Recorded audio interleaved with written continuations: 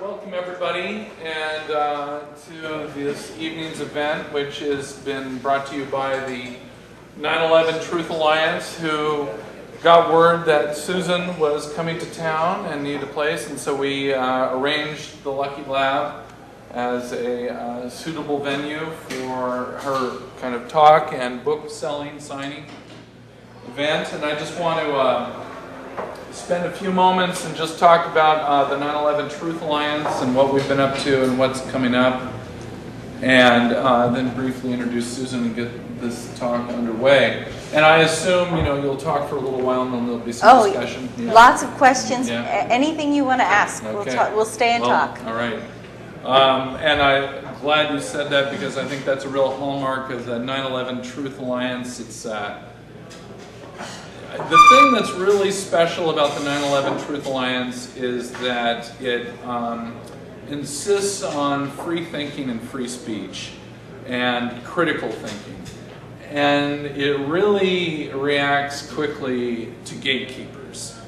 And when these phrases come up, and a lot of people don't know what they mean offhand, but once you've studied the events of 9/11 2001, it's been almost 10 years now, one realizes that there are all these cliches that you can throw up. We're in the Matrix, it's 1984, it's all sorts of highly controlled, highly spectacle is being thrown at the public in a very coordinated and nefarious manner, in a way to get the populations of the world to be docile and not think and be afraid and do what they're told and not speak out. And the 9/11 Truth Alliance is one of the few groups that refuses to stop speaking out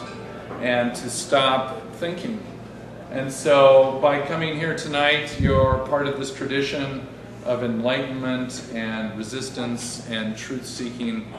That's kind of been the hallmark of a lot of the higher cultures of this planet, and it's a real disappointment that we seem to be entering this period in which truth and enlightenment, far from being cherished, are being stamped out with the likes of Guantanamo and any other torture chamber you care to name. So, anyway, if you want to talk about these things, you can come to the 9/11 Truth Alliance meeting, which every Saturday morning at 11 o'clock at the True Brew Coffee House, which is on southeast Milwaukee, just south of Powell Boulevard, on the east side of the street. I don't remember the exact address. It's right there. We meet at 11 for, I don't know, as long as people want to talk, really. And then we also attempt to put together some other events and things. Coming up, of course, is the 10th anniversary of 9/11, 10 years of war and torture and ripping up the Constitution and crashing the economy, and here we are. And we're about to be treated to a media bloodbath in which they're going to rev it all up again, maybe this time for Iran. And we'll be doing our counter events. It looks like we will have Jim Fetzer, who has talked about 9/11 also for a real long time, and he'll be speaking on Friday the 9th, and I believe it's going to be at the Selwood the Selwood Community Center down in southeast Portland. This month? This September.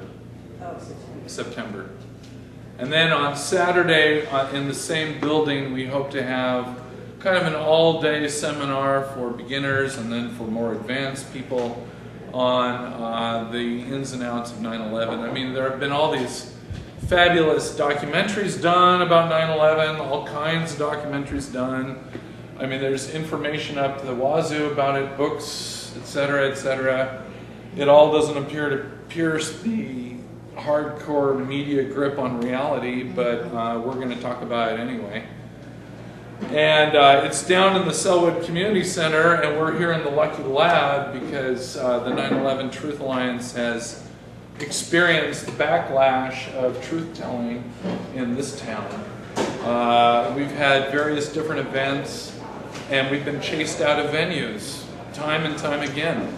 Chased out of venues, one after another. And, you know, this is the reality of where we are right now. I mean, liberal friends who we thought were liberal friends turned out to just be liberals.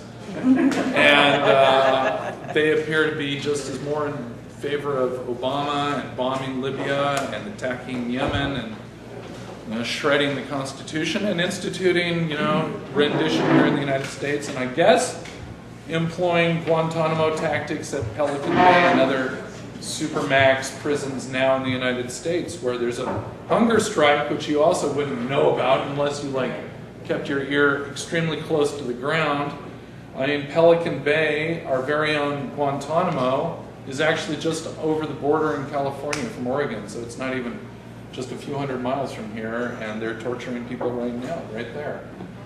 So anyway, it's a dark time, but I'm really happy that we're still able to practice our free speech rights and have a speaker like, For now, like Susan Lindauer, who has had her own story to tell of being in the fold of the national security state and then kind of being kicked into the hole for not going along with it. Yeah. And I'm really excited to hear her talk about it. I've heard a few of the prices she's had to pay with her family and others, so it's like whenever you really start telling the truth, you've got, I mean, you know, I hate to be so doom and gloom, but you've got to be prepared for the consequences. there are some serious consequences. And, but at the same time, keep in mind that it's not all about now. It's never always been about now. We're dealing with the future now, and we're fighting for the future.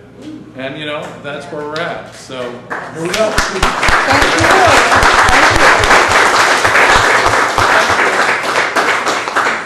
Well, I have to say, I am so pleased to be here. I have waited 10 years to tell this story. I remember after 9/11 when my CIA handler, Richard Fuse, told me that there really wasn't going to be much of a 9/11 investigation. And we were going to try to keep the people calm. That's what he said. We're going to keep them calm. And I said, what do you mean? He said, well, we don't really need them to know everything that we were doing before 9/11. And I said, well, why? What do you think what do you think's going to happen when they find out that you didn't tell them the truth? Why don't you just tell them the truth right now? And he said, well, that's not really what they want to do. So I had, I had different ideas.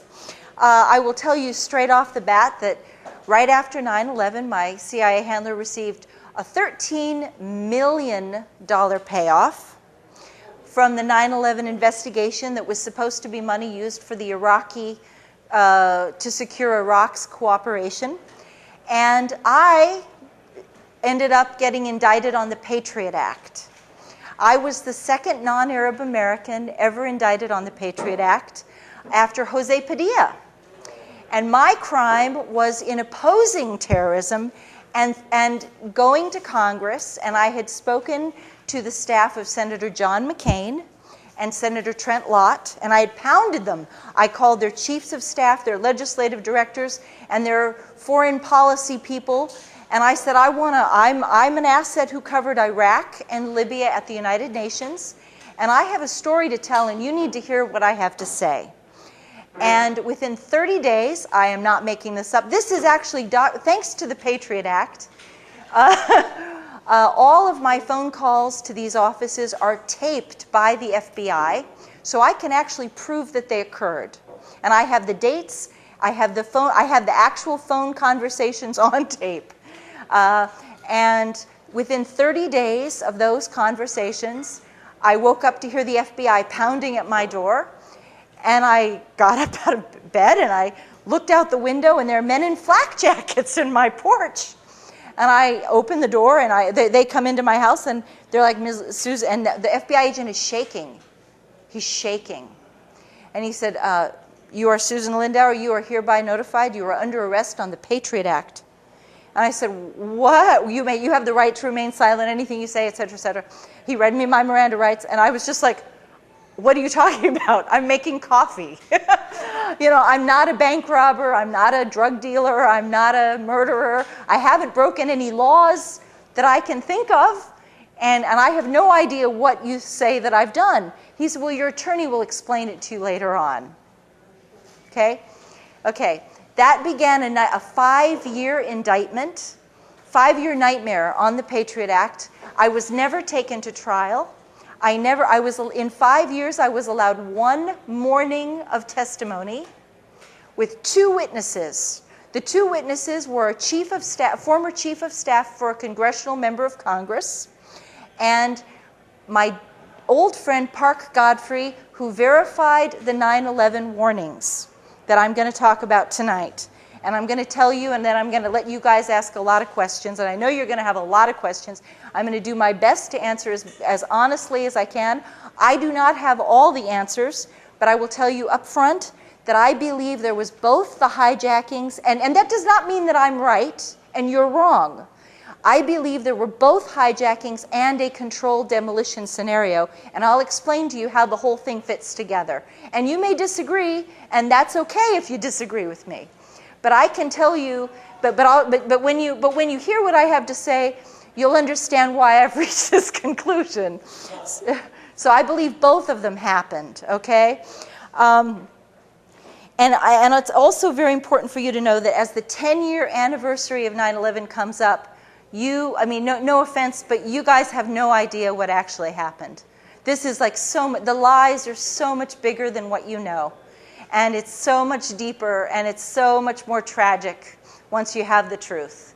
So on that note, let me just take you to, I'm going to move you a little bit ahead to remember when George Bush they were counting the votes in Florida. Okay? I'm going to take you back to November of 2000. They had not yet declared that George Bush had won the election.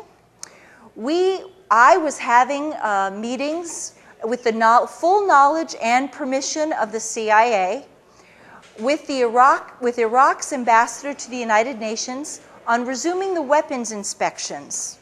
It is very important for you to understand that this story with 9/11 also ties in deeply to what happened with Iraq. And contrary to everything you were told, the Iraqis were not resistant to weapons inspections. They had a comprehensive agenda. The CIA had already a comprehensive agenda for resolving the entire conflict without war at all. And it involved weapons inspections, cooperation with anti-terrorism, and major financial contracts for U.S. corporations, and oil. And this would be developed over a period of time. But we already had, by November of 2000, we already had an agreement with the Iraqi government. We had a framework agreement that was, at that point, it was undefined, not so well defined, and we had to make it defined. But they had already consented to all of these things. They wanted peace with us. And so by February of 2001, the Iraqis had agreed to invite the FBI to send a task force into Baghdad with authorization to conduct terrorism investigations and to make arrests of terror suspects. This is very important for you to understand. So this is like the background of what you have to know. Okay, in April of 2001, I was summoned to this is already happening. The Comprehensive Peace Framework, those discussions are already underway. And I am, at this point, the chief asset covering the Iraqi embassy and the Libya house, both of them, I do both of them, and Yemen and Syria and Egypt and Malaysia. But Iraq and Libya are my primary countries. And so I'm a back channel, which means that the U.S. government gives me messages to give the Iraqis, and then the Iraqis give me messages to give to Washington. So I know everything. Every single conversation is going through me. And I can tell you that in April of 2001, I was summoned to my CIA handler, Dr. Richard Fuse, and he said he had a message for me to deliver to New York at the earliest possible convenience. And the message was this: we are looking for information on a conspiracy to hijack airplanes. We expect the target to be the World Trade Center. We think they're going to fly the airplanes into the World Trade Center. And we want the Iraqis to provide it's called actionable intelligence. Actionable intelligence is a name, an airport hub, a flight number, something that's going to help us identify who they are, where they're meeting, what their nationalities are, anything like this. And he says, he gives me a message, and he says, we want this information, and I want you to tell the Iraqis that if they fail to give us this information, and if it is later determined that they knew the information and they did not give it to us, then the United States is prepared to go to war with Iraq. Okay, this is April of 2001. Well, I went up to New York, and we were in the middle of these great negotiations. We already had an invitation. From February of 2001, we have an invitation for the FBI to come to Baghdad. So I go up to New York. I'm very pleasant. I'm very polite. There's no reason to be nasty with these people. They want peace. I say, hey, could you please send a message to Baghdad? We'd like this information. If you come across anything, Saddam had been one of our best sources on terrorism throughout the 1990s. Iraq hated terrorism because they believed that they hated Islamic jihadis.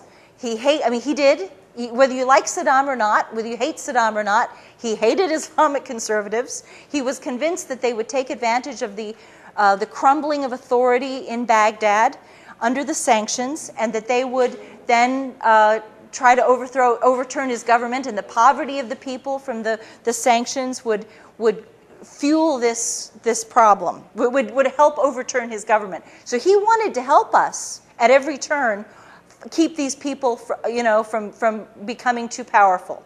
Okay. And so we knew this. So when I go to New York in April of 2001, I'm very friendly. And I say, hey, look, could you send the message to Baghdad? Let them know we're looking for this. Thanks. And the message from the Iraqis in April of 2001 is, hey, send the FBI. We've already agreed to send we've already invited you to send the FBI. Come on. Tell them, just bring them on. Sure. Wow. You didn't know that, did you? Okay. So I go back to Washington, and I get a phone call from Richard. He said, come down to my office. I want to hear what they said. I go down, I said, oh, I was real polite. I gave them the message, sure. He said, I didn't tell you to be nice. I told you to tell those, this is going to be on television, right? This is going to be like, yeah. Okay, well, I'll soft pedal what he said. He was like, you go back to, you stupid goddamn blankety. I told you to tell those SOB MFers, God, GD, blah, blah, blah, blah, blah, screaming, circling me around his conference. I'll never forget it. Circling his conference desk, ranting and raving, waving his arms around. He didn't do that very often. He does not have that kind of personality. He's a very calm man, and he feels that if you're really angry at somebody, then the more calm you are, the more dangerous you are. That's CIA. He's old school CIA. Okay, so he's screaming now. And I go back, he's like, you go back to New York and you deliver the message exactly the way that I told you to deliver the message. And I said, well, Richard, I don't want them to think I'm threatening them because, I believe in like negotiations and conflict resolution. He said, no, I don't want them to think you are threatening them. And he said, I don't want them to think I am threatening them. I want you to tell them this threat of war originates at the highest level of government, above the CIA director and above the Secretary of State. That it would be three men: President George Bush, Vice President Dick Cheney, and Secretary of Defense Donald Rumsfeld, and no one else. Those are the three people who are threatening war. And I want to be really clear about the message that I was ordered to give them. We demand that you turn over any actionable, any fragment of intelligence outlining a conspiracy involving airplane hijackings and a strike on the World Trade Center. If you withhold this information, if we discover that you have withheld this information and the attack occurs, then we will bomb you back to the Stone Age. You will be bombed harder than you've ever been bombed before. You will be destroyed. You've never been hit the way we're going to hit you now. Okay, so I went up and I delivered that message. This is May of 2001. In June and July, practically every single week, my CIA handler, Dr. Richard Fuze, and I talked about 9/11. And it was very clear that the intelligence community was being prepped for two things. One, to expect airplane hijackings. Now, I have to be honest with you, because I know a lot of you are interested in the controlled demolition. They prepped us to expect the airplane hijackings. They told us about it. Like my CIA handler demanded that Iraq had to give us this, and they insisted that if it happened, there would be dire consequences. Now, what you're going to see in my book, and we have more copies of my book outside. We've got more here too. There was something else going on that summer that was really beautiful. This peace framework that we had been working on was magnificent. It was turning out just glorious for a peace dividend. The Iraqis were now offering the weapons inspections, which of course the United States had very rigorous standards for the weapons inspections. Iraq was offering cooperation with anti-terrorism to allow the FBI to go in, and Iraq started to offer a lot more. A lot more came on the table. By June and July of 2001, Iraq was offering the United States preferential contracts. Now think about the economy today. Preferential contracts for the United States corporations on telecommunications, healthcare, hospital equipment, pharmaceuticals, transportation. Iraq offered to buy 1 million American manufactured automobiles every year for 10 years. Think of what that would have done to the economy. Think about non-dual use factory production. And all of this was because the CIA was like, you know, if we're going to give up these darn sanctions, we're going to take a pound of flesh with it. They had no, and whether you like the CIA or not, and most of you, 99% of you don't like the CIA, I realize that, of course. But the CIA was doing what it's supposed to do, whether you like it or not. They were taking care of what is in the best interest of the United States government, with the best interest of the United States economy, and they were not going to let Iraq punish the United States. And I hated the sanctions. I was doing this because I hated the sanctions. I was doing it because they had destroyed education. They wiped out literacy in a single generation. They destroyed the hospitals and the healthcare system. Iraq performed the second heart transplant in the world, and we wiped them out. Okay? 11,000 people died every month. By the end of 1996, 500,000 children had died of sanctions, and they only counted 5-year-olds and younger. They didn't even count the 6-year-olds because the United Nations was holding back the numbers. And after that report in December of 96, they stopped counting it. The United Nations never published another report on the deaths. So frequently what you will hear is that only 500,000 children died, but in fact they continued to die, and approximately 1 million children died. They were babies. They weren't even alive when the first Gulf War happened. This was an offense against, this is genocide. This is a mass genocide. So that's my motivation. But the CIA did not have my motivation. They were out to make sure that the United States was not going to be punished for what they had done. And I was like, and believe me, by this point, we just wanted to get rid of the sanctions. The Iraqis were like, if they'll get rid of the sanctions, you bet. We'll give them anything they want. So before 9/11, you could have had every single thing you possibly could dream of. And if the CIA could have thought of more to ask for, we would have. We would have asked for, it was shameless. Okay, so you have peace that's breaking out in the Middle East. You have the 9/11 warnings. And then in August of 2001, we went into high activity mode. I can tell you the exact day, on August 2nd, and after I tell you this, I'll open it up to questions. On August 2nd was the Senate nomination hearings for Robert Mueller to head the FBI. He was going to be the FBI director. And I was on the phone with my CIA handler, Richard Fuze, and I said, there's not one single terrorism investigation this man hasn't thrown. Oops. That's okay.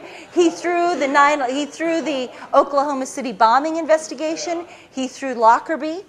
And I said, this man should not be the FBI director when this next attack occurs. And Richard Fuisz said to me, my God, what if there is no FBI director when this happens? I said, do you think it's that soon? Do you think the attack is imminent? He said, oh yeah. He said, it's absolutely just in the next couple of weeks. He said, I don't want, and I said, well, God, Richard, I'll go back to New York right now and I'll pump the Iraqis and see if they've got anything from Baghdad. I'll see if they have any news for us. And he said, oh my God, Susan, do not go back to New York City. It's too dangerous.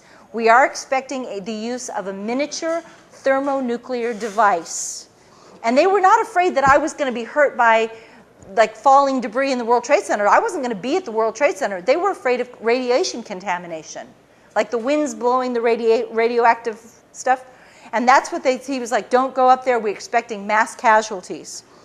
And I said, well, Richard, I'll go up the day after. This was I can tell you the exact day. It was a Thursday.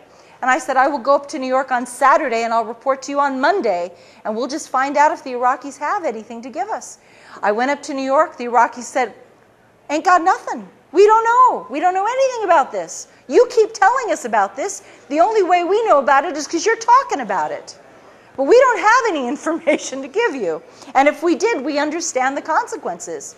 We know that if we don't help you, you're going to go to war with us if you think we did. And if there was anything we could give you, we would do it. So I go back and I report that on August 6th. On August 6th, there is a memo to the president telling him that this is a high security threat, that it is an emergency level, that it's imminent. Okay. At my meeting with Richard Fuisz does something very important. He tells me that because of my direct contacts with Iraq and Libya, I should be the one. I am perfectly positioned, because everyone likes to think that Iraq and Libya are involved in terrorism to begin with. I should be the one to contact U.S. Attorney General John Ashcroft's office. And I should tell them that we're looking for what's called an emergency broadcast alert across all agencies, seeking any fragment of intelligence involving airplane hijackings and a strike on the World Trade Center, identified specifically. And I make that phone call. My conversation with Richard Fuisz is August 6th. Probably August 7th, August 8th, I call them. And immediately I talk to I have a private phone number. See, you guys couldn't get this number, but I have it, okay? I have the number inside the Attorney General's office. I'm not calling a switchboard. I'm calling his private staff, okay?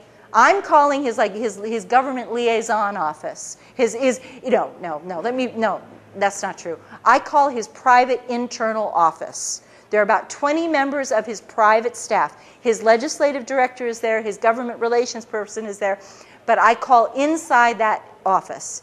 And they give me the office for the phone number for the Office of Counterterrorism. They say, repeat exactly what you just told us and tell them. I am told that John Ashcroft said, oh, those CIA people keep talking about terrorism and they keep talking about this darn airplane hijacking and they're so paranoid, and why do they keep bugging us about it? That's what I'm told they said. But I did what I did. And when I did that, I apparently tripped some wires, because it denied the White House, it denied the Justice Department and the Attorney General's office of deniability, plausible deniability. And that's very important. And that is why they came after me so hard and tried to destroy me utterly, because they could not admit to you that we had absolutely anticipated this thing. We knew it was going to happen exactly as it did go down, with one exception. And here's where and then I'm going to finish this and then I'll open the floor to questions. What I have learned since then, now all the things that I've told you are things I did directly. So I'm telling you, I'm not relating what somebody else did or a conversation that somebody else had that has been reported to me. This is direct primary knowledge from my own experience. But what I'm going to tell you now is from somebody else, okay? And so I distinguish these two things.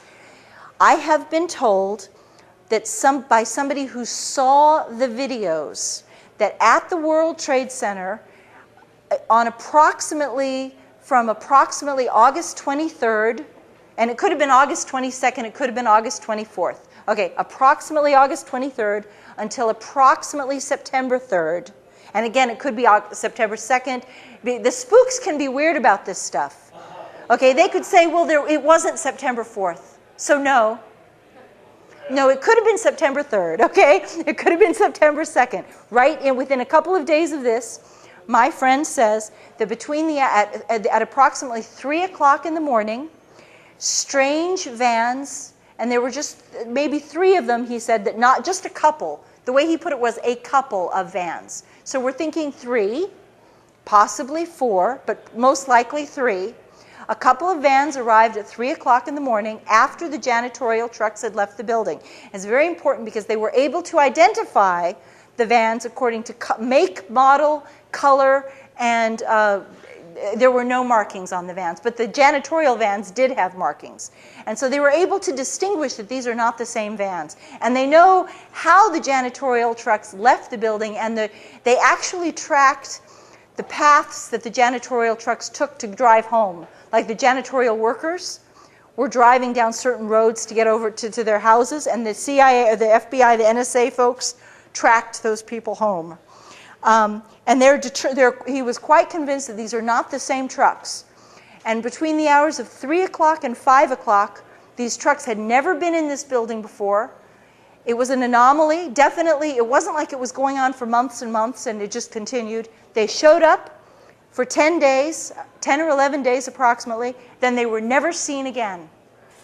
And that's when they believe they wired the building.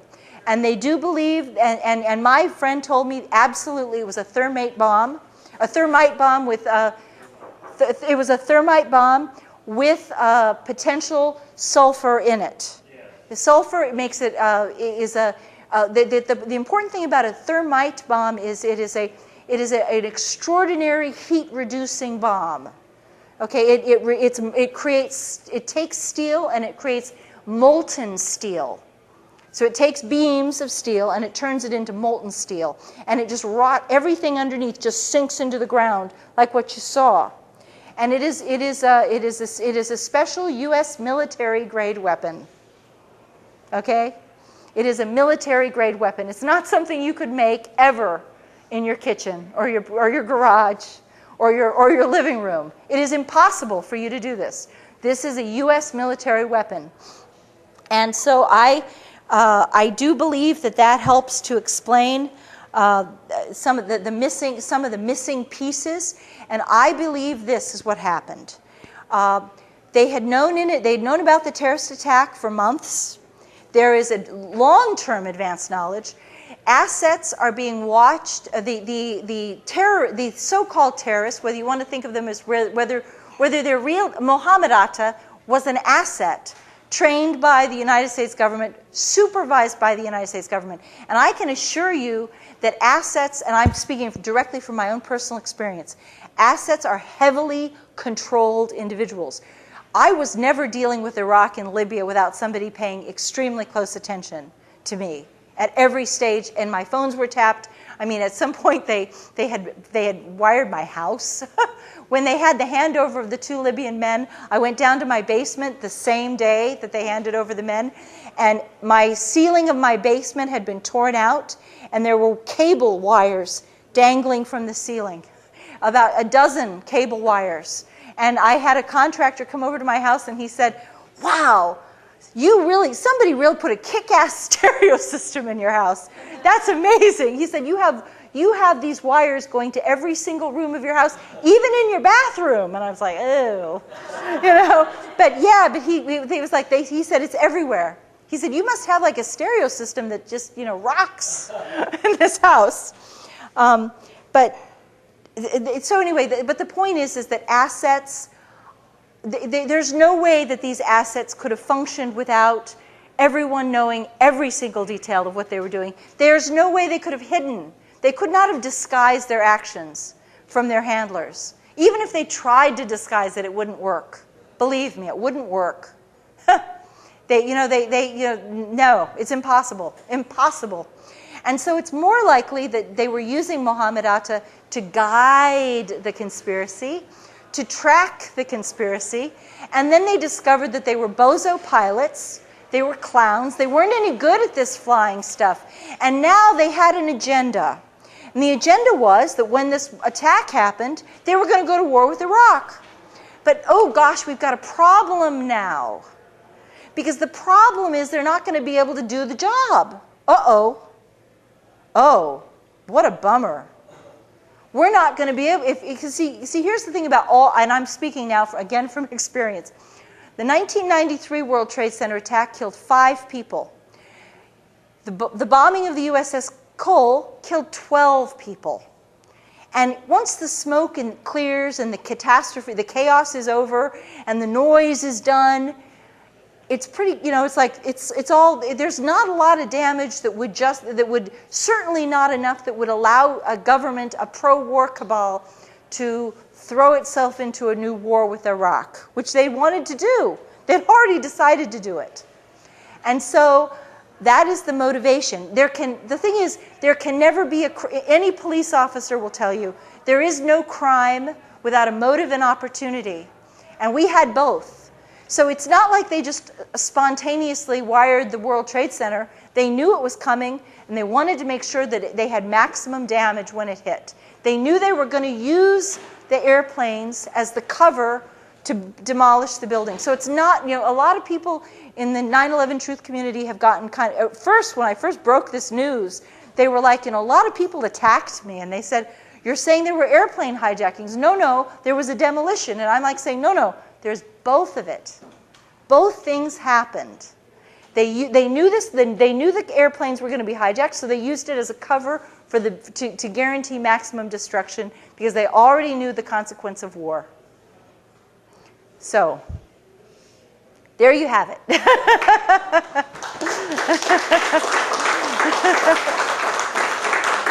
Sure. And okay, yeah. I forget what you said that your job was. You're a go-between. I was what's called an asset. Right. Okay. I was an intelligence asset. I was supervised by handlers for the CIA and the Defense Intelligence Agency. I was not covert.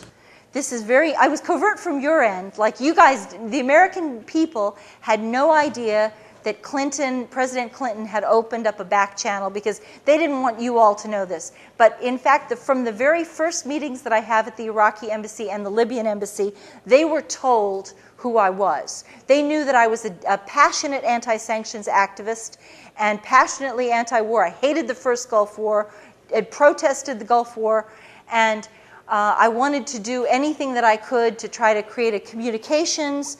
They couldn't have a formal communications because of the sanctions. They were officially on the pariah list, and yet they had to have some kind of communications and discussion in order to on terrorism specifically. So my question is, you were a back channel between everybody. I find it odd that your boss doesn't talk to the people in the administration. Oh, they did. They send you over there to yell at people. Well, or tell them. I think that he did. I know that he did. I know that he did. Well, what he did was, I believe, and I could be wrong about this, but I believe that he contributed to the White House memo on the presidential directive instruction request. There's a formal term for that. I'm afraid I don't know I can't remember off the top of my head what it is. He did contribute to that, and he had vastly more information than I did. I was getting all my knowledge from him. But the fact that we needed fast turnaround on this because we thought the attack was within a couple of weeks. In fact, the attack didn't occur for this was August 6th, and it occurred over a month later. But we thought that the attack could come as early as, the 3rd or 4th week of August. We thought it was imminent. And so, well, he probably did also. Everybody was doing it. See, this is the thing that, no offense, but there was so much discussion about this attack. Everybody was talking about it. George Tenet had some meetings. Other analysts had meetings at the White House that Condoleezza Rice has like conveniently pretended didn't happen. But there was a lot of knowledge, and the fact that I would be able to get the Attorney General's attention and the staff attention by saying I'm in direct contact with Iraq. That's kind of like that's like a bona fide thing that in the CIA. That's like they call it bona fide. So more information to them is better. Yeah, exactly. We were, and it wasn't like a supervisory thing at that point. They wanted someone with direct contact, because I had direct contact with the events, and I could cite that and say, you need to listen to me, because I spoke with the Iraqis on Saturday, and I need to tell you this. You see what I mean? Yeah. So that's, I'm sure he also did, I know he did other things too. Okay. In the course of your talk, what I haven't heard is any real evidence that there was a genuine jihadi plot.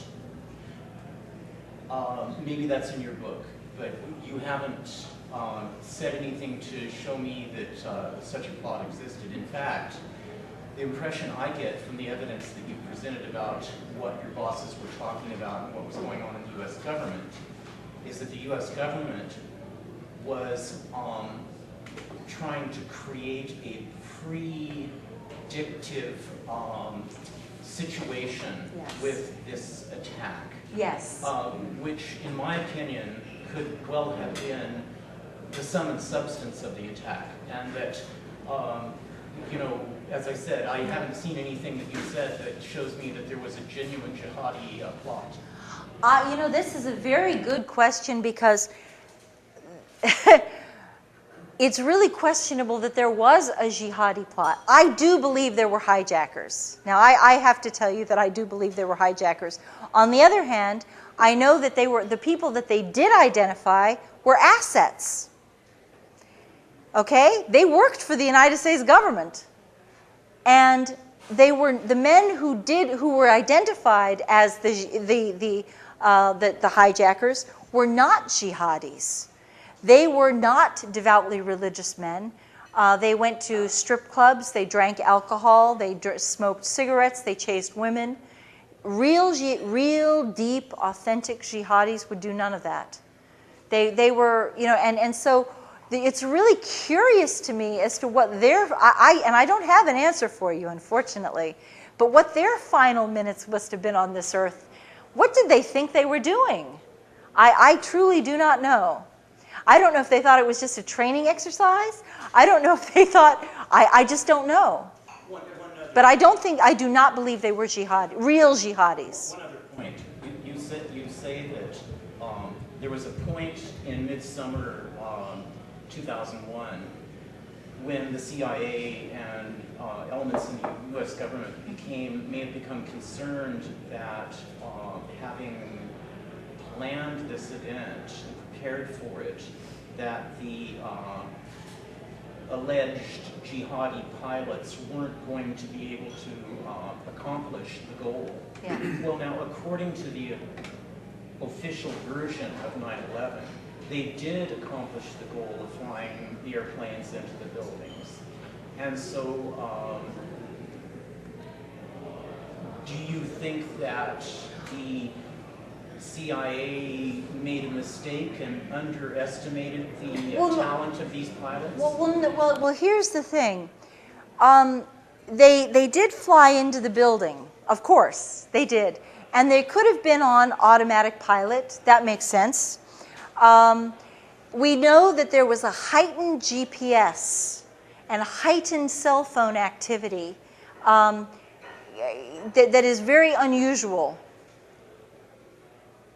Usually the GPS only works it doesn't work at certain altitudes. And at a scale of like 1 to 10, the GPS signal was working at a 10, whereas ordinarily it might work at a 4.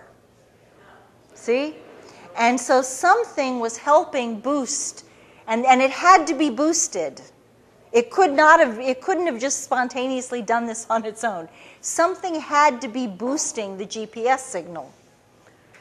And it's just a matter of scientific requirement that it had to be boosted, and it was. The cell phone was the same thing. Some people have tried to say that the cell phone conversations did not happen. I do believe they did happen. I do believe that people got through to their spouses. But again, you see that it had to be there had to be some technological boost for it to be done. And I think that the hijackers got a lot of help. They got a lot of help. Oh. My general view, and this is sort of what I'm asking, is that's what I thought actually happened, was it was both, the planes and the demolition bomb. Yeah. But without a lot of information, that's just what seemed to make sense. If you consider, problems I'm having, if you consider books like Russ Baker's Family Secrets, Yeah. Yes. Andy Jacobson's Area 51 that just Yes. came out recently, and the last one I just read was Naomi Wolf's The End of America. Yes. And Good. Yeah. well, I mean, it's just so relevant. So, how can you expect us, knowing the corruption of moral character, which is what I believe what it is. I think fundamentally where we're at is a spiritual crisis, in essence, the big picture. Yeah. And so I'm sort of interested in you in part of that, because I'm sure there are people that are dedicated in the CIA that are very trustworthy. Well, I'm trustworthy yeah. in the sense that their motivations are clear. But I think overall, considering all the torture and the long history that it's had, and you can't believe anything. Basically, you can't. You just don't know. There's so much spin with it. Yeah. And I'm not saying there's not dedicated individuals. I think there are. Sure. I don't think everybody's black and white. Sure. So, what I'd like to get from you in part is first of all, your picture of the big overall. What's the primary motivation of the war? But what is the big picture? Who are the big honchos at the top that are directing? Well, I'd like to answer this on a couple of levels. First of all, the CIA has a long track record of doing false flag operations on itself. And one of the reasons that I may be more trustworthy is that I was an asset, not a CIA director. My CIA handler received $13 million tax-free. Didn't even have to pay $1 in taxes. Is that not the sweetest thing you've ever heard in your life? From the 9/11 investigation of emergency appropriations that were intended for the Iraq to secure Iraq's cooperation. And he took the money, and you've never heard him speak. And when I was under indictment, my own CIA handler refused to speak to my attorneys for 5 years. If he had spoken to my attorneys at any time at all, we could have ended my indictment entirely. But the other thing is that the reason you should trust me is because I paid for this. I was locked up in prison on a military base for a year, and I was held under indictment for 5 years. And the government was so, if you do a little research on my story, you'll find the government was so threatened by what I was going to say that they actually argued this is like a record. There's a history of this. You can confirm this. They wanted to forcibly drug me with Haldol, Ativan, and Prozac, which would have chemically lobotomized me, because they said that I was. They admitted that I was not hallucinating. I do not suffer depression. For those of you who do suffer depression, sorry, but I don't. I don't have mood disturbances. They said I had good eye contact. I was cooperative, smiling. They could not identify anything wrong with me except that I argued my defense was I had worked in anti-terrorism for 9 years, and I warned about 9/11, and my team warned about 9/11, and they tried to detain me up to 10 years. They actually petitioned the court for the right on the Patriot Act for the right to detain me up to 10 years in prison with no trial and no hearing. Imagine that. The government is arguing that we don't have to give this woman a hearing. We can just lock her up indefinitely. And I was the test case on this, and it was horrible. And they wanted to lock me up and forcibly drug me at the same time so that I would be so destroyed. They told the judge that they had no idea how long my cure was going to take, but they wanted it. Why weren't you drugged? The judge in my case was Michael Mukasey. Michael Mukasey later became U.S. Attorney General, and I fought so hard, and my beloved companion, sweet, wonderful Jay Fields, who died of cancer, unfortunately, never lived to see me exonerated. He fought in the blogs, and he fought on alternative radio, because the corporate media refused to cover my story. They didn't want to tell you what was going on. They said that they implied very strongly that I was a religious maniac. And I do believe in God, and I have a spiritual life. Yes, I do. But I'm not a religious maniac. I guess a religious maniac would be someone like the Elizabeth Smart rapist, kidnapper, who went into court and was like spouting religious stuff and was standing up and singing hymns in court, stuff like that. They wanted me to. Yeah, it was, and when they realized that there was actually I call it my Amnesty International moment. They had already, the Justice Department had already petitioned to forcibly drug me, and I was waiting for a decision. And one morning I was locked up in prison at this point. I had been held on Carswell Air Force Base for 8 months, and then I was moved to the Metropolitan Correctional Center in New York for 4 months. And one morning, at 5:30 in the morning, the guard wakes me up, he shakes me, he said, "You're going to court today." And I'm like weeping. I'm thinking that they've got the decision and they're going to like send me back to Carswell to be drugged, and I'm hysterical. I was absolutely hysterical.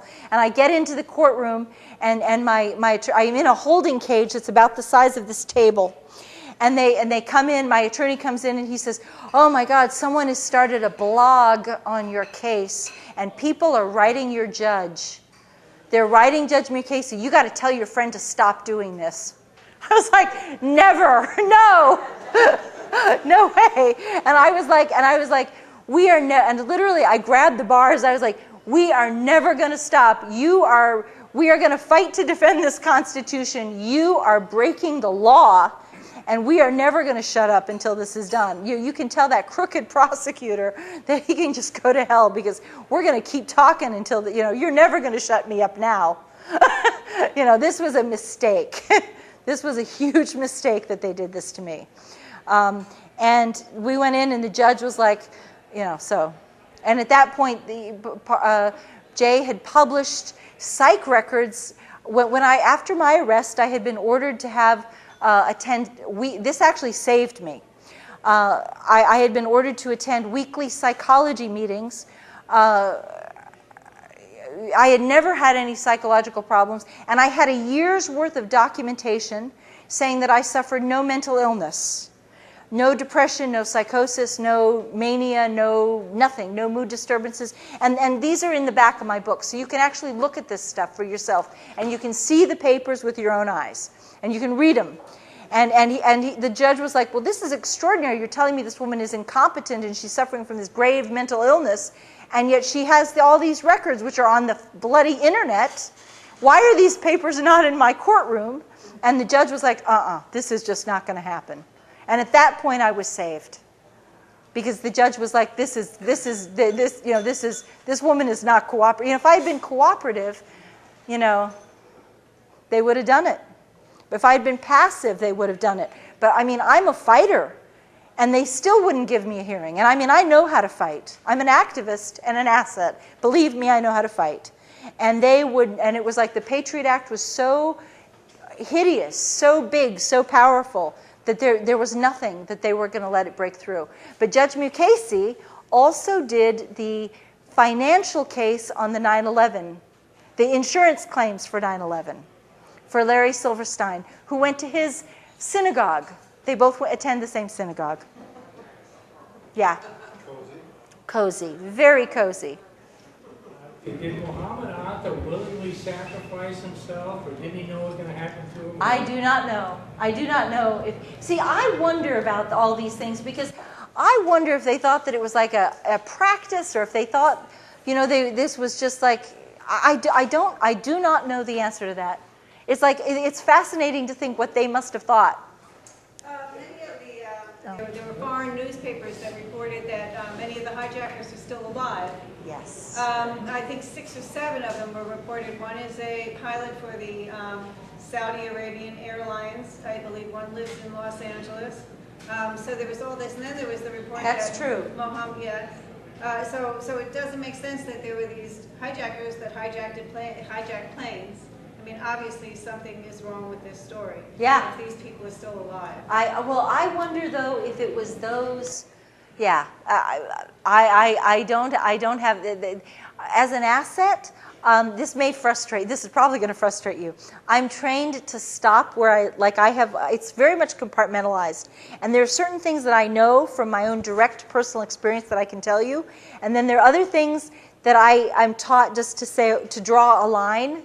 And it may drive you crazy, but there's some things that I cannot answer because I don't know. And as an asset, I'm told to stop and to always to distinguish what I actually know from what I don't know.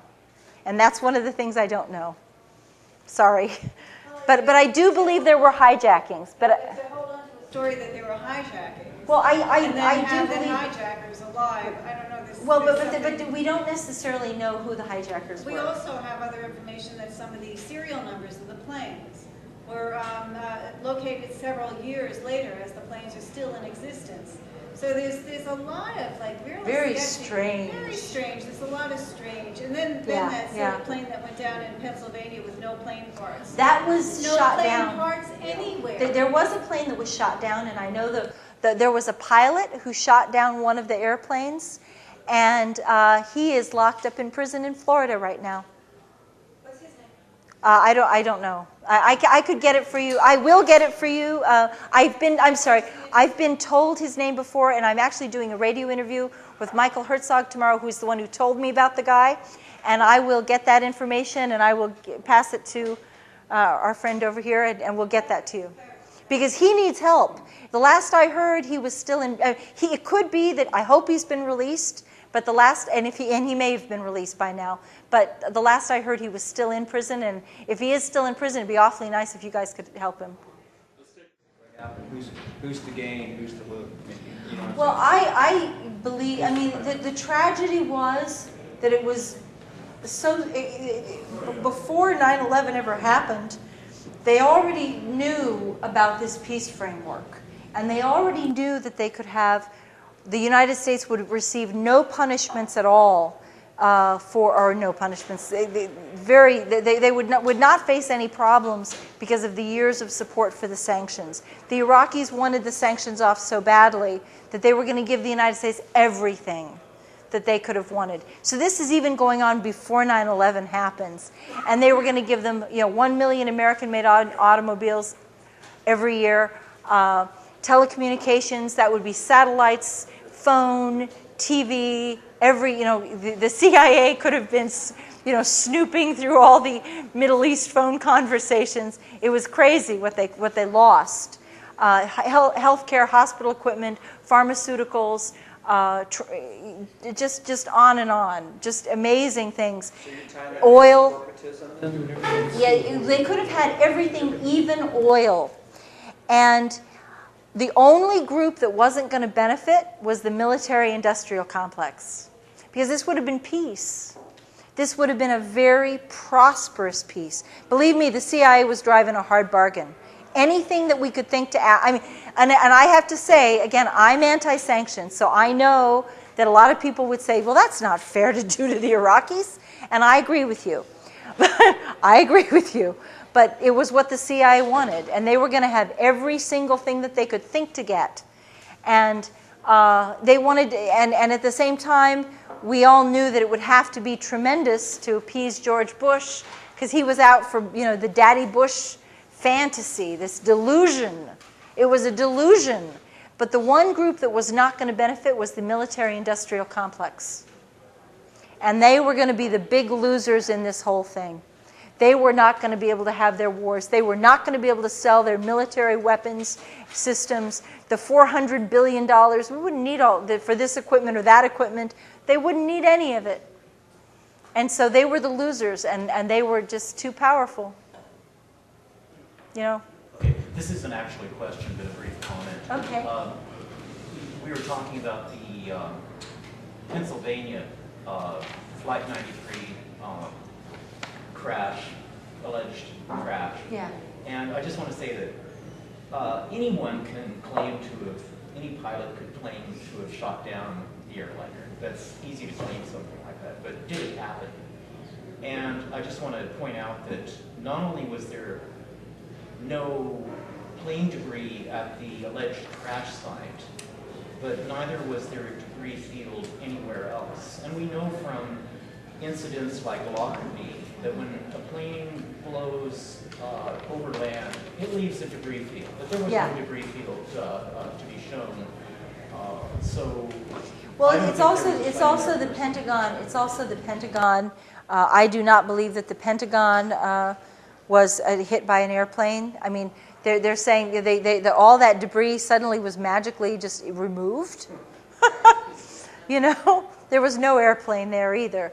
So it's, you know, there's still a lot of questions about 9/11 that I cannot answer for you, and I'm sorry. I wish these are good questions you're asking.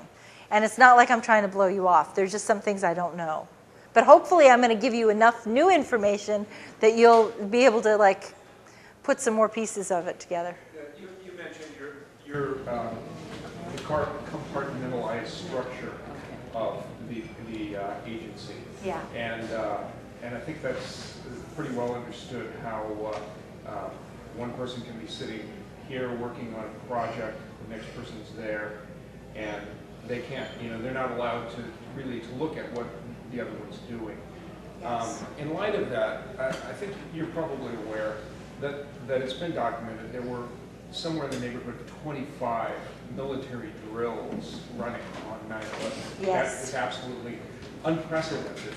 Not only that, September 10th to 12th. Not only that, there was one drill that was specifically on a hijacking that was exactly the scenario that we're told transpired, and it's you've probably studied Webster Griffin Tartley's analysis of this 9/11 synthetic terror made in USA. How he breaks this down very convincingly, I believe, that the operation was conduited through the drills. And certain people were doing certain things and probably likely didn't even know that they were involved in an operation this big. Yes. And couldn't share information because of this compartmentalization. And I'm just wondering if you've had an opportunity to talk after all of your ordeal with anybody else who was able to confirm any of this. Well, I will tell you that the 9/11 conspiracy is based on something called Project Bojinka.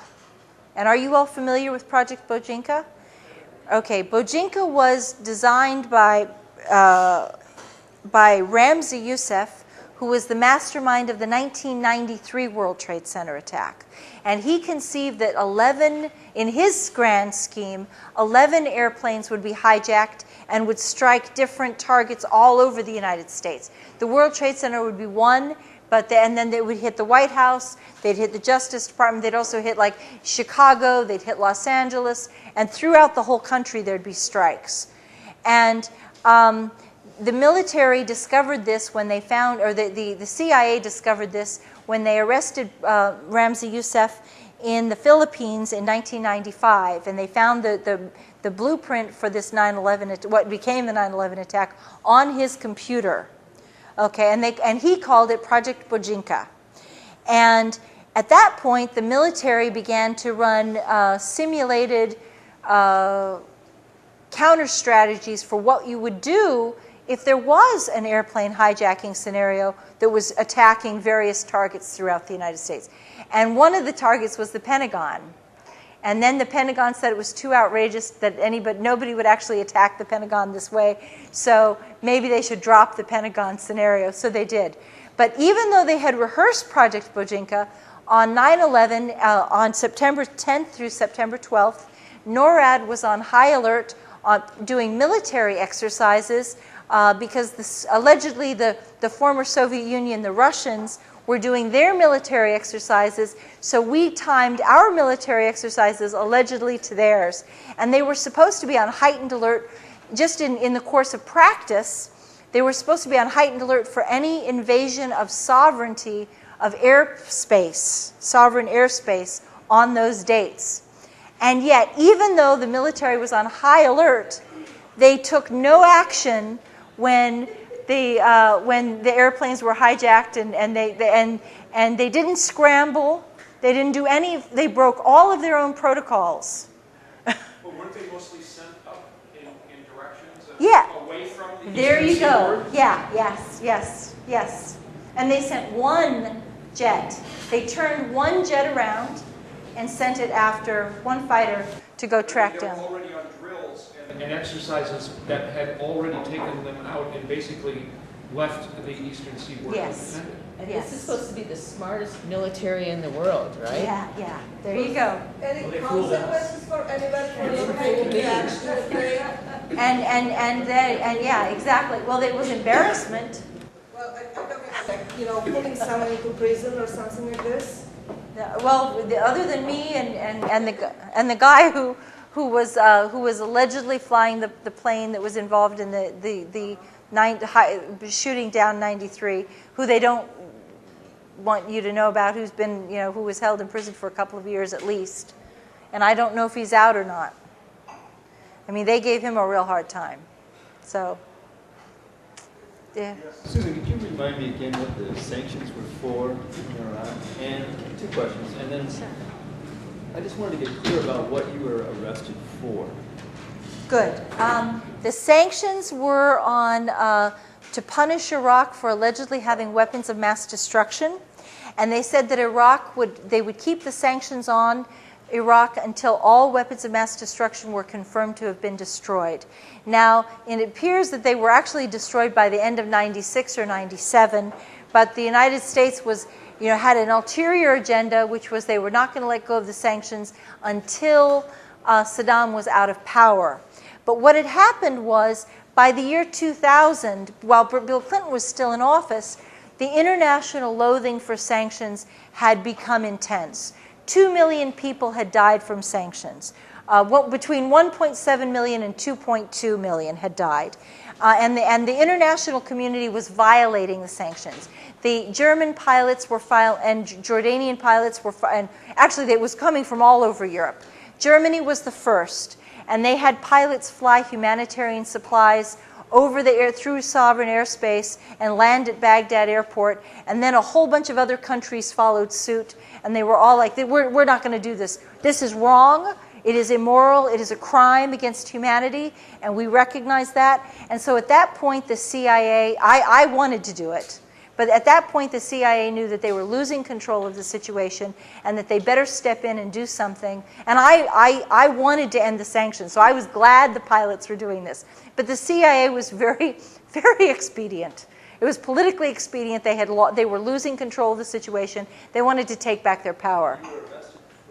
I was arrested for. I was accused of several things. One, I was accused of acting as an unregistered Iraqi agent because I had delivered a letter to my cousin, who was the chief of staff to George Bush, telling him that the war in Iraq would be catastrophic, and begging him and outlining several of the consequences, like democracy would throw power to Islamic fundamentalists, and there would be a rise of terrorist attacks, and the Iraqi people hated the sanctions, and they would hate America for having done all this, and if they could get their hands on America, it would just be a very ugly, brutal occupation, and they'd fight us. That was my letter. I went to jail for that. And they also accused me of they called it unlawful financial transactions. I was accused, I'm not making this up, of allegedly eating 3 lunch, I'm not making this up, 3 lunches with Iraqi diplomats totaling $92.92. We have the receipts. And they brought they called that a felony. I was accused there were secret charges against me, which we have deduced. We were never allowed to know what they were. See, on the Patriot Act, let me just tell you a little bit, because I think this is a good opportunity to explain. When I was indicted, under the Patriot Act, they're allowed to have secret charges and secret evidence and secret grand jury testimony. This is very much, the Patriot Act is modeled on the pretty much verbatim, in many page upon page, identical to the old communist criminal, let's see, I guess it's the Soviet, let's see, there's a long name for it, the Soviet Criminal Act, which set up the KGB apparatus and allowed people to make make accusations against their neighbors without identifying themselves. And it set up the whole Gulag system. And the Patriot Act is modeled on that Soviet law, the Soviet Criminal Act. And it's almost verbatim to what that is. So, I mean, this is a really scary, scary law. But I was accused of possibly, in the secret charges, we believe the secret charges was that I received a book from the Iraqis that was a book on depleted uranium. And that was considered classified because if we were to tell American soldiers about the health risks and the rise of cancer rates and birth defects, then it might demoralize American soldiers. Okay? And another thing was that Saddam's government tried, I'm not making this up, another secret charge was that we believe, because I know what I was doing in the periods when of these different, they'd have a date, and I would know approximately what I was doing on that date. And so another one was that the Iraqis tried to give the Bush administration several $100,000 in campaign contributions so that during the presidential election, because they wanted to show that they wanted to be friends with America. And I had reported that to my defense intelligence handler. He was like, holy shit, you got to tell the Iraqis not to do this. You got to make them not do this. And because it reminded them all of the Asian fundraising crisis under Clinton. And he said, don't they watch C-SPAN? Don't they know they're not supposed to do this? And he said, you go back and you tell them that if we find out they gave money to the Republican Party in this campaign, we're going to bomb them. We're going to, but see, at this point, Iraq had been bombed so many times, you couldn't threaten them with bombing anymore because they'd already been attacked. How are you going to impress on people who, oh, you're going to bomb us again? Okay. Sure. So. This is kind of a rewind to earlier in your talk. 20 minutes. But I just wanted to know how you knew that Muhammad Atta was a CIA asset. That's been very well established.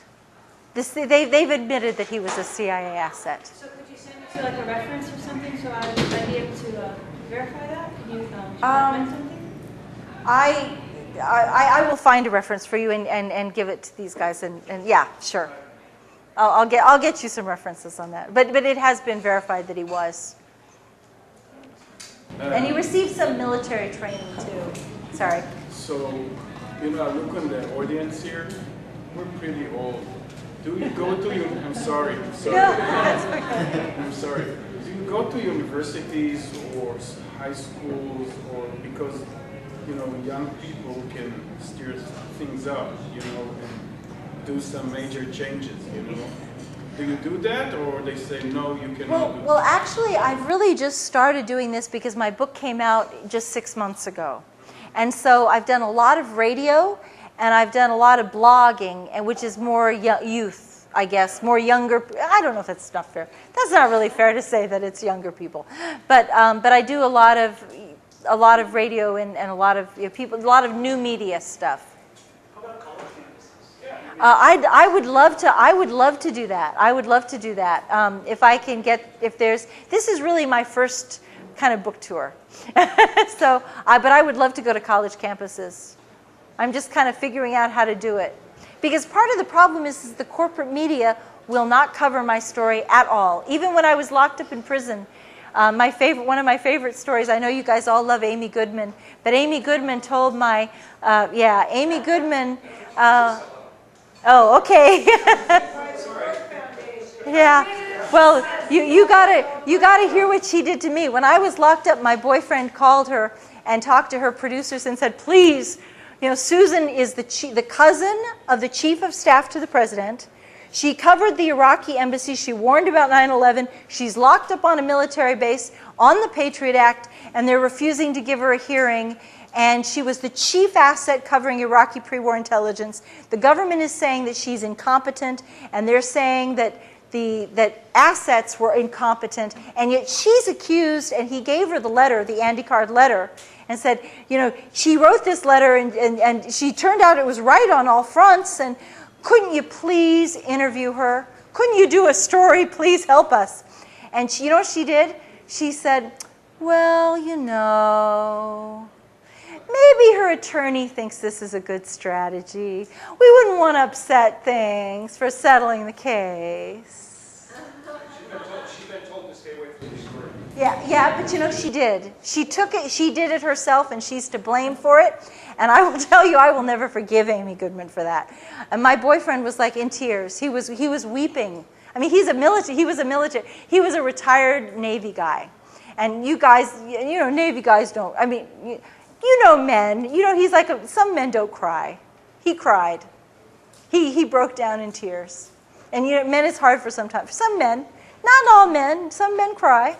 I know that, but he did. He was really upset, and he was just like, she won't do this. And he was just like heartbroken.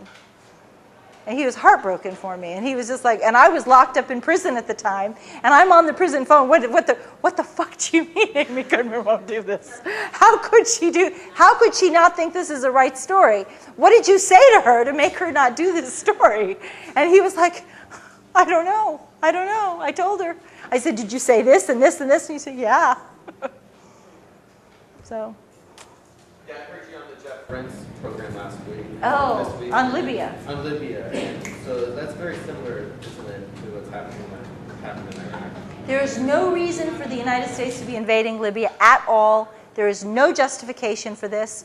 It's ironic because we're fighting Al-Qaeda in Afghanistan and Iraq, and Libya is actually, the Libyan rebels are radical Islamists who are trying to institute Sharia.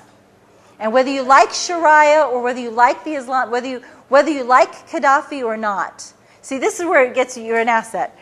Whether you like Gaddafi, you may hate him, you may think he's bad, but the facts are that the rebels are Islamic radicals. They do want to institute Sharia, and at least be honest and say it, because that's what you're going to get. And don't pretend you're somewhere else. Don't pretend these are people who are doing something different than what you say. That is what their goal is.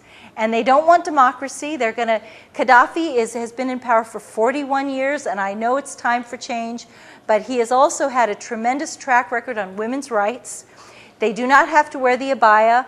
They are free not to get married if they don't want to. Women are free to get divorces if they want.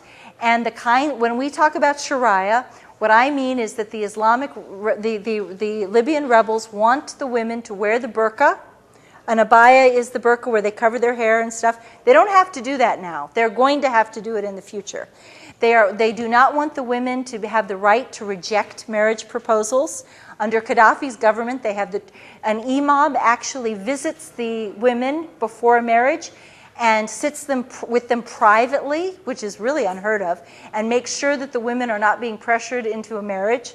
And if the young woman says that she is being pressured, the imam is, under the law of Libya, the imam has to protect the woman from the abuse of the relatives.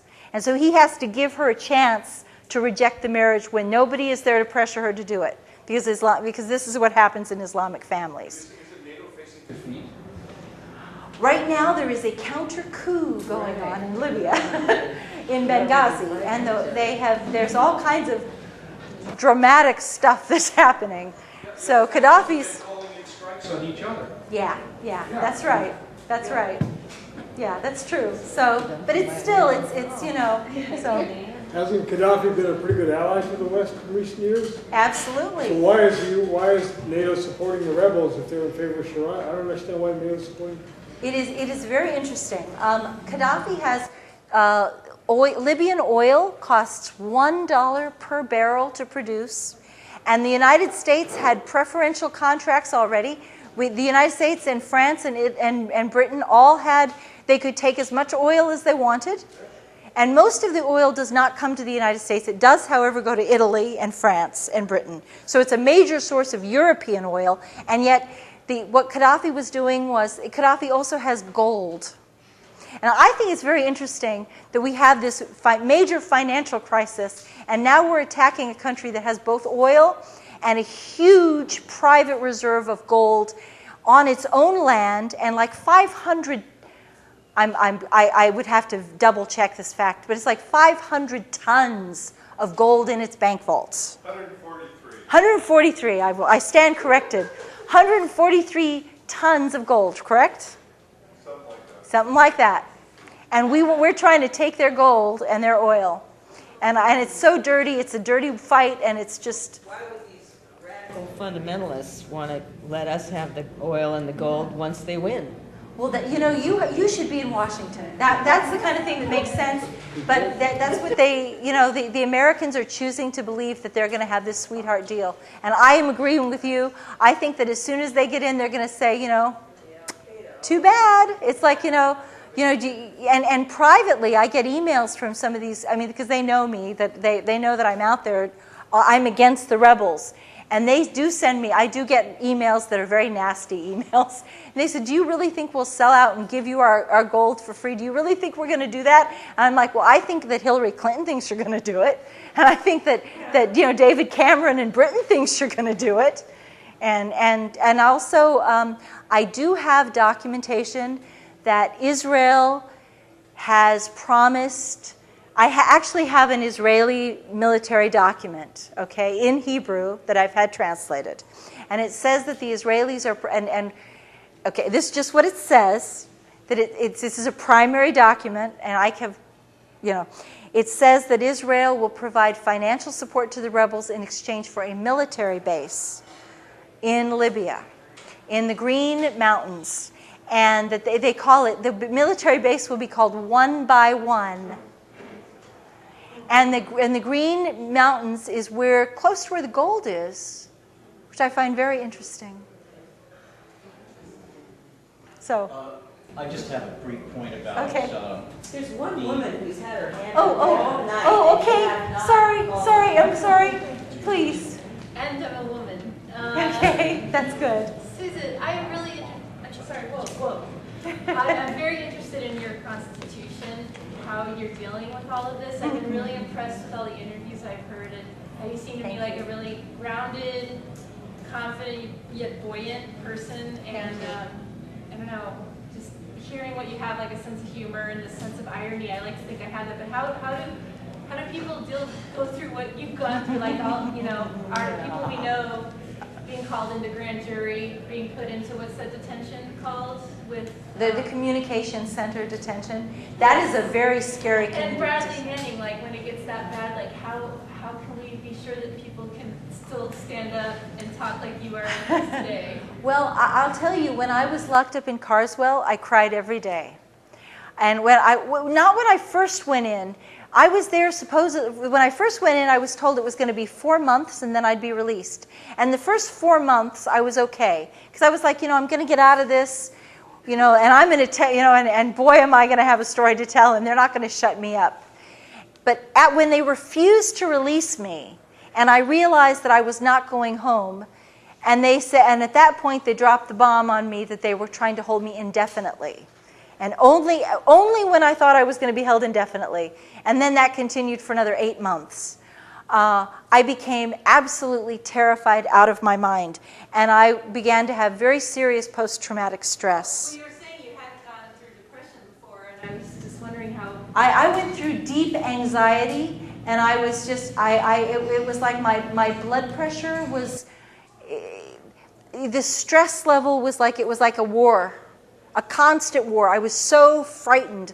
I actually colored my hair okay, my hair actually went white.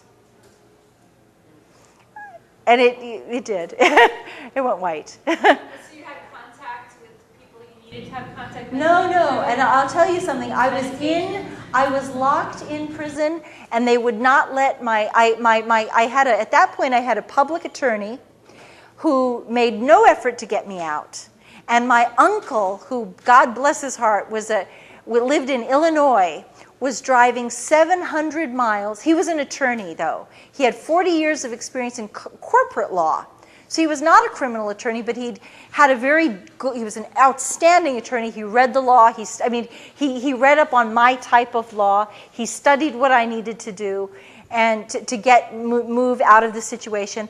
And he made 3 efforts to see me. But because I was locked up in what they call now they're calling a communications center. Yeah, scary people. Yeah, and all the political prisoners, all the women political prisoners are being held in Carswell. So if any of you guys are ever arrested on the Patriot Act, you'll be seeing the inside of Carswell too. But they don't have to let the attorneys onto the base. And so even though he was both family and an attorney, and he was coming on visiting hours, he was showing up when when other family members were allowed on the base.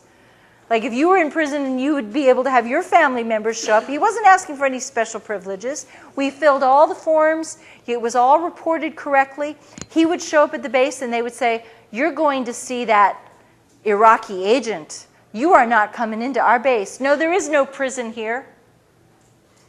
And then they said there was no visiting hours on the weekends. And other people were going right around him and they said, "You can go in, you can go in, you are not going in." And he drove 700 miles in each direction. And believe it or not, there's an affidavit from him in the back of my book. And so it's all, what I'm telling you is confirmed. It's like, it sounds extraordinary, but it is confirmed. But how did I keep my spirits up? I was terrorized. I was absolutely frightened out of my wits. And it was such I'm just jubilant that it's over. That it's just, I did have a wonderful, loving companion who died. He died 2 days after the court granted my request for a hearing.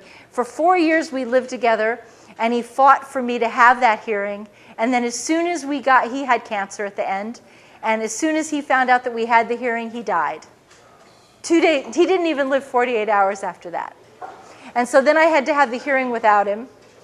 And that was like very traumatic, but he always had this attitude that was really cool, which was, he hated self-pity, and he wasn't going to tolerate it. And he was like, you chose your values, and you have to, and he had this attitude. He was like, you chose your values, and when you believe in something, you have to be willing to pay the price for your values. And you have to take your consequences. And he said, you should be, if you really believe in what you did, then you should be proud of yourself. And don't let these people take this away from you. So that was his attitude. So. Just one last question. Sure. I'm just not familiar with the word asset. And Robin asked that question too. Can you just help me clarify what that really is? Is that like a secretary? Or No. An asset is like an operative. It's like a field operative, except an asset is a human asset is the eyes and ears that goes into the situation, into the room, and has direct contact with events. So assets are that's why assets are trained to be very, we are trained to be very observant of the full situation and to be very descriptive of what we're doing. And we're trained not to change what we've seen for any reason. And that was a real threat to the Bush administration, because it's just like you don't ever change your story. Because the detail that you think is small, that you think you might compromise, could turn out to be very important, because you are compartmentalized. And you're like seeing a picture of this. And they need to know what this is. They need to see what you see right here. Even if you don't know what's over there or what's over there, they have to know that this here that you're reporting is as accurate and precise as possible. That's a spot. Yeah. Except that basically, with the exception in this situation that the Libyans and the Iraqis both knew who I was from the first day that we went in. And the reason that the Libyans knew immediately, once I told the Libyans, it was over. I mean, you can't ever take it back. And that was that my CIA handler, Dr. Richard Fuse, was involved in the Lockerbie case, and he wanted to be a witness testifying in the Lockerbie case. And so we were starting, before I ever went to the Iraqis, we started talks for the Lockerbie trial with Libya, and we wanted the Libyans to know that if they would accept the trial, that his testimony would help exonerate their people. So then I had to tell them who I was. And so they knew, but I remember the first conversation I had with Mr. Amara at the Libyan embassy. He's like, we want to know why you are here. This is a very important question. It requires a very important answer. And so he was like, we want to know, what the heck are you doing? Because people just didn't, in 1995, when I established contact with the Libya House, people just didn't wander into the Libya House. Believe me. And if I had not been an asset, the FBI would have arrested me the minute I came out of there. So they were told not to touch me.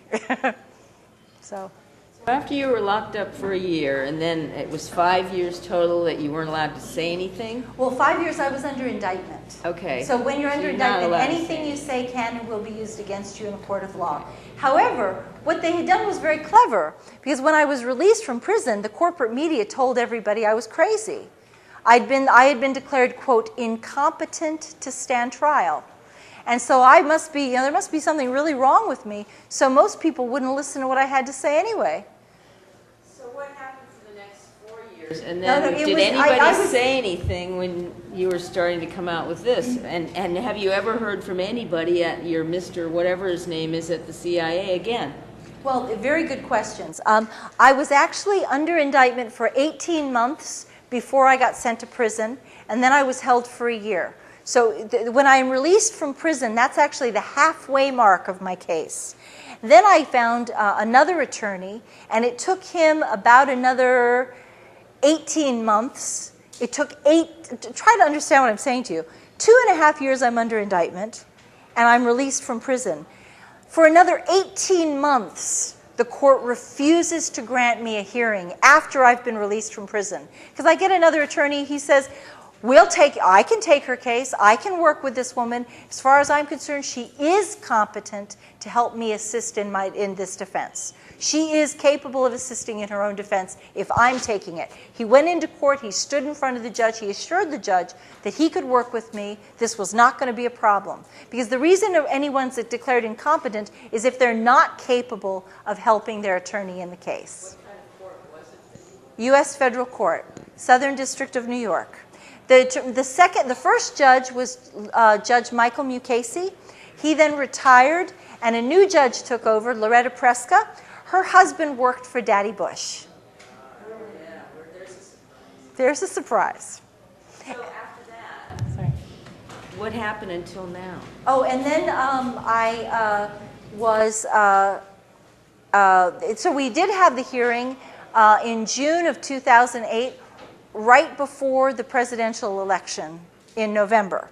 And we had begun having, doing radio, people like Michael Herzog at Oracle Broadcasting, Republic Broadcasting. The internet radio was giving me a lot of attention.